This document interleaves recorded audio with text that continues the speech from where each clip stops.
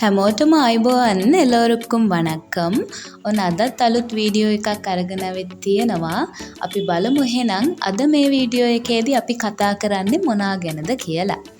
අද අපි මේ වීඩියෝ එකේදී කතා කරනවා අතීත කාලය, වර්තමාන කාලය සහ අනාගත කාලය ගැන. අතීත කාලය, වර්තමාන කාලය සහ අනාගත කාලය ගැන තමයි අද අපි මේ වීඩියෝ එකේදී කතා කරන්නේ. මුලින්ම බලමු දෙමළ භාෂාවෙන් අතීත කාලය, වර්තමාන කාලය සහ අනාගත කාලය කියලා කියන්නේ කොහොමද කියලා. අතීත කාලයට දෙමළෙන් කියනවා ඉරන්ද කාලම් කියලා. අතීත කාලයට දෙමළෙන් කියන්නේ ඉරන්ද කාලම්. හරි. ඊළඟට තියෙන්නේ වර්තමාන කාලයනේ. වර්තමාන කාලයට අපි දෙමළ භාෂාවෙන් කියනවා නිහල් කාලම් කියලා. වර්තමාන කාලයට දෙමළ භාෂාවෙන් කියන්නේ නිහල් කාලම් කියලා. හරි. අපි අන්තිමට කතා කරේ අනාගත කාලය ගැන. අනාගත කාලයට දෙමළ භාෂාවෙන් කියනවා එදිර් කාලම් කියලා. අනාගත කාලයට දෙමළ භාෂාවෙන් කියන්නේ එදිර් කාලම්.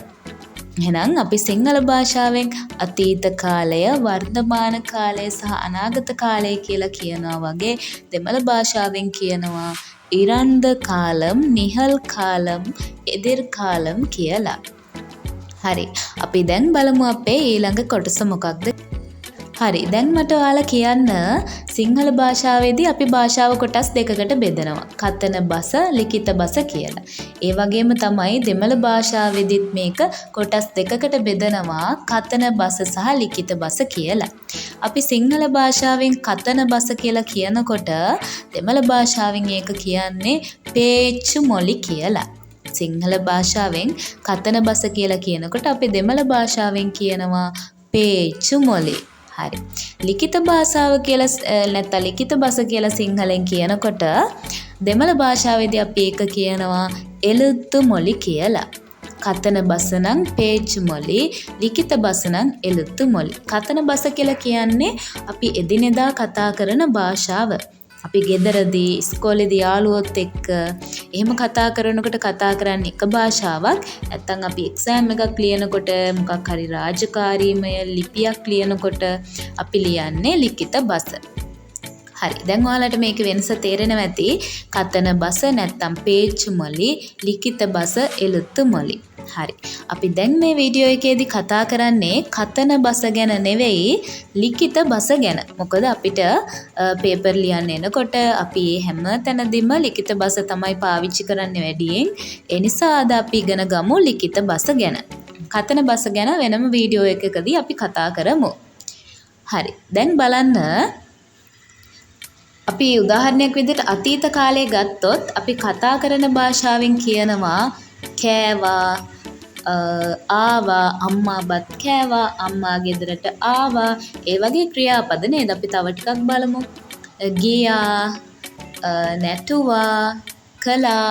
අපිට මේ වචන දාලා වාක්‍ය හදාගන්නත් පුළුවන්. නිකන් සරල වාක්‍යයක් විදිහට බලමු. මම බත් කෑවා, මම ගෙදර ආවා, මම පාසලට ගියා, මම ලස්සන නැටුමක් නැටුවා, මම අම්මට උදව් කළා. ඒ වගේ අපි කතා කරන භාෂාවේදී සරල වාක්‍ය හදාගන්න පුළුවන් නේද? හරි. අපිට දැන් ඕනේ මේ වචන ලිඛිත බසින් ලියන්න. ලිඛිත බසින් ලියලා ඒක දෙමළ භාෂාවට පරිවර්තනය කරගන්න. මුලින්ම බලන්න කෑවා. කෑවා කියන එක මම කියලා පාවිච්චි කරනකොට අපි කියනවා මම කෑවෙමි කියලා. ලිඛිත භාෂාවේදී මම නම් කෑවා කියන එක වෙනස් වෙන්නේ කෑවෙමි කියලා. ඔයාලා දන්නවා මම කියලා පටන් ගත්තොත් මී කියන අකුරෙන් ඉවර වෙනවා කියලා. අපි පොඩි කාලේ ඉඳලා ඒක ඉගෙනගෙන තියෙන වචනයක් නිසා. හරි. අපි දැන් බලමු අපි කියලා පටන් ගත්තොත් ඉවර වෙන්නේ කොහොමද කියලා. අපි කෑවෙමු.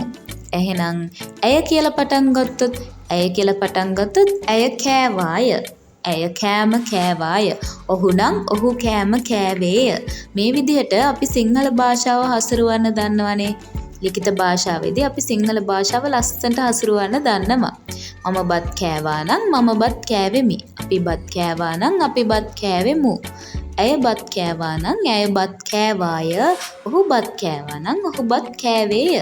අන්න ඒ විදිහට අපි සිංහල භාෂාවේදී නම් සරල වාක්‍යයක් හදාගන්න දන්නවා. ඒත් අපි දෙමළ භාෂාවේදී තාම ලොකුවට දන්නේ නැහැ කොහොමද මේ දෙමළ භාෂාව ලිඛිත භාෂාවෙන් හසුරුවන්නේ කියලා. මේක බලන්න මම නම් දෙමළ භාෂාවෙන් කියන්නේ නාන් කියලා. මම නම් කියන්නේ නාන් කියලා. දැන් අපි ඉස්සෙල්ලා කතා කරා කෑවා කියන එක ලිඛිත භාෂාවට හැරෙව්වොත් මම නම් කෑවෙමි. හරි. දැන් දෙමළ භාෂාව මම කියන එකට නාන් කියලා අපි දන්නවා. හැබැයි කෑවෙමි කියන එක කියන්න අපි දන්නේ නෑ නේද? කෑවෙමි කියන එක ලියන්න දෙමළ භාෂාවෙන් අපි තවම දන්නේ නෑ. අපි සිංහල භාෂාවේදී කතා කරා මම නම් මී අකුරෙන් ඉවර වෙනවා, අපි නම් මූ අකුරෙන් ඉවර වෙනවා. අන්න ඒ විදිහට අපිට දැන් ඉගෙන ගන්න ඕනේ නාන් කියලා පටන් ගත්තොත් කොහොමද ඉවර වෙන්නේ? නාංගල් කියලා පටන් ගත්තොත් කොහොමද ඉවර වෙන්නේ? ඊට කලින් අපි ඉගෙනගෙන ඉන්න ඕනේ මම කියලා කොහොමද දෙමළෙන් කියන්නේ? අපි කියලා කොහොමද දෙමළෙන් කියන්නේ? ඇය නම් කොහොමද දෙමළෙන් කියන්නේ? ඔහු නම් කොහොමද දෙමළෙන් කියන්නේ? අන්න ඒ විදිහට මුලින්ම අපි මේ වචන ඉගෙනගෙන ඉමු. මම කියලා අපි දෙමළ භාෂාවෙන් කියන්නේ නාන්. අපි දැන් ඉගෙන ගත්තා මම කියලා දෙමළ භාෂාවෙන් කියන්නේ නාන් කියලා. හරි. දැන් මේ තියෙන්නේ ඒක වචනය. අපි ඒකත් එක්කම බලමු මේකේ බහු වචනය. මම කියන්නේ ඒක වචනයක් නම් ඒකේ බහු වචනය තමයි අපි. අපි කියලා කොහොමද දෙමළ භාෂාවෙන් ලියන්නේ? අපි නම් නාංගල්. ඔයාලා ඉගෙනගෙන තියෙනව නේද? ඒක වචන බහු වචන. ඒක වචන බහු වචන වලට දෙමළ භාෂාවෙන් කියන්නේ ඔරුමෙයි සොට්කල්, පන්මෙයි සොට්කල් කියලා. ඔරුමෙයි ඒක වචන, පන්මෙයි බහු වචන. මුලින්ම අපි වම් පැත්තේ දාලා තියෙන්නේ ඒක වචන, දකුණු පැත්තෙන් දාන්නේ බහු වචන. හරි. අපි දැන් බලමු අපේ ඊළඟ ඒක වචනේ මොකක්ද කියලා. ඊළඟ වචනේ තමයි නුඹ. නුඹට අපි දෙමළ භාෂාවෙන් කියනවා නී කියලා. නුඹ නම් දෙමළ භාෂාවෙන් කියන්නේ නී. එහෙනම් නුඹ කියන එකේ බහු වචනේ මොකක්ද? නුඹලා. නුඹලා කියලා දෙමළ භාෂාවෙන් කියන්නේ නීංගල්. නුඹලා නීංගල්. අපි ඊළඟට වචන සෙට් එකක්ම එකට කතා කරනවා. වචන තුනක් එකට කතා කරනවා. මොනවාද? ඔහු, ඇය, එතුමා. ඔහු, ඇය, එතුමා. ඔහුට දෙමළ භාෂාවෙන් කියන්නේ අවන්, ඇය නම් අවල්, එතුමා නම් අවර්. ඔහු අවන්, ඇය අවල්, එතුමා අවර්. ඇයි අපි මේ තුනම වෙන වෙනම දාන්න නැතුව එකට දැම්මේ? ඔයාලා චුට්ටක් හිතලා බලන්න මේ වචන තුනම එකතු කරාම එන බහු වචනේ මොකක් වෙන්නේ නැතිද? අපි කියනවා ඔහු, ඇය, එතුමා මේ වගේ කට්ටිය බහු වචන වුණාම හැමෝටම එක පොදු වචනයක්. ඒකයි මේ තුනම එකට දාලා තියෙන්නේ. ඔහු, ඇය, එතුමා මේ වචන ඔක්කොම බහු වචන වුණාම අපි කියනවා ඔව්හු කියලා. ඔව්හු කියලා දෙමළ භාෂාවෙන් ලියන්නේ our girl, our girl. හරි. අපිට ඊළඟට ඕනේ අපි සතෙක් වගේ කෙනෙක්ව හඳුන්වද්දී ඌ කියලා කියනව නේද? ඌ කියලා දෙමළ භාෂාවෙන් කියන්නේ අද. හරිද? ඌ කියලා දෙමළ භාෂාවෙන් අද. එතකොට ඌ පන්මෙයි වුණාම නැත්තම් ඌ බහුවචනයක් වුණාම අපි කියනවා උන් කියලා. උන් කියලා දෙමළ භාෂාවෙන් ලියන්නේ අවෙයි. උන් අවෙයි. හරි. අපි දැන් ලිඛිත භාෂාවට දෙමළ භාෂාවෙන් ලිඛිත භාෂාවට යන්න කලින් මුලින්ම ඉගෙනගෙන ඉන්න ඕනේ මම, අපි, නුඹ, නුඹලා, ඔහු, ඇය, එතුමා, ඔව්හු, ඌ, උන් කියන වචන කොහොමද දෙමළ භාෂාවේදී පාවිච්චි කරන්නේ කියලා. හරි. අපි දැන් යමු මේ වචන ඉවර වෙන්නේ කොහොමද කියලා. මේ වචනයක් ඉවර වෙන කොටස කොහොමද හැදෙන්නේ කියලා. දැන් අපි කතා කරා සිංහල භාෂාවේදී නම් මම නම් මේ කියනවා, අපි නම් මෝ කියනවා වගේ. දැන් අපි ඉගෙනගෙන තියෙනවා දෙමළ භාෂාවේදී මම කියලා කියන්නේ කොහොමද? අපි කියලා කියන්නේ කොහොමද? ඒත් අපි දන්නේ නැහැ නාන් කියලා වාක්‍යයක් පටන් ගත්තොත් ඉවර වෙන්න ඕනේ කොහොමද කියලා නේ. අපි සිංහල භාෂාවේදී මී කියනවා වගේ දෙමළ භාෂාවේදී කොහොමද මොන අකුරු වලින්ද ඉවර වෙන්න ඕනේ කියලා අපි තවම දන්නේ නැහැ. අපි දැන් එහෙනම් ඉගෙන ගමු නාන් කියලා පටන් ගත්තොත් කොහොමද ඉවර වෙන්න ඕනේ? නාංගල් කියලා පටන් ගත්තොත් කොහොමද ඉවර වෙන්න ඕනේ? නී නම් කොහොමද ඉවර වෙන්න ඕනේ? නීංගල් නම් කොහොමද ඉවර වෙන්න ඕනේ?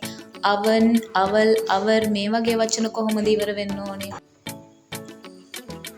හරි අපි දැන් බලමු මම කියලා වාක්‍යයක් පටන් ගත්තොත් සිංහල භාෂාවේදී මී කියන අකුරෙන් ඉවර වෙනවා වගේ අපි කියලා වාක්‍යයක් පටන් ගත්තොත් මූ අකුරෙන් ඉවර වෙනවා වගේ මේ නාන් නාංගල් නී නීංගල් අන්න ඒ වගේ වචන වලින් පටන් ගත්තොත් දෙමළ වාක්‍යයක් ඉවර වෙන්නේ කොහොමද කියලා. මුලින්ම බලමු නාන් කියන වචනය. නාන් කියන වචනයෙන් පටන් ගත්තොත් ඉවර වෙන්න ඕනේ ඒන් කියලා. නාන් නම් ඒන්.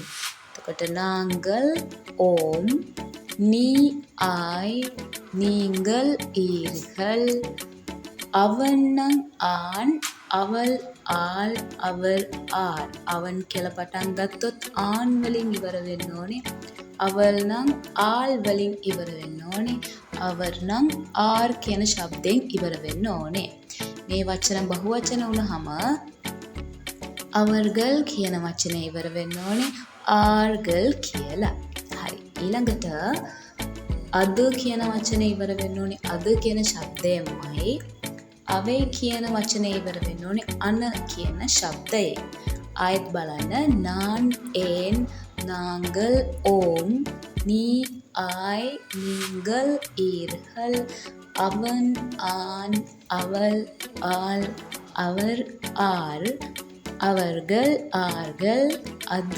අදුමයි අවෙයි අන හරි අපි දැන් බලමු මෙන්න මේ කොටස් දාලා අපි වාක්‍යයක් ලස්සනට ලිඛිත භාෂාවෙන් හදාගන්නේ කොහොමද කියලා මම හිතනවා ඔයාලට මෙතෙන්ට එනකන් කියලා දුන්න දේවල් පැහැදිලිව තේරෙන්නේ නැති කියලා අපි ඊළඟ වීඩියෝ එකේදී අතීත කාලයට නැත්නම් ඉරන්ද කාලම් වලට අයිති සියලුම වාක්‍ය කොහොමද දෙමළ භාෂාවෙන් නිර්මාණය කරන්නේ කියලා කතා කරමු එහෙනම් ඊළඟ වීඩියෝ එකෙන් හම්බෙනකන් හැමෝටම සුබ දවසක්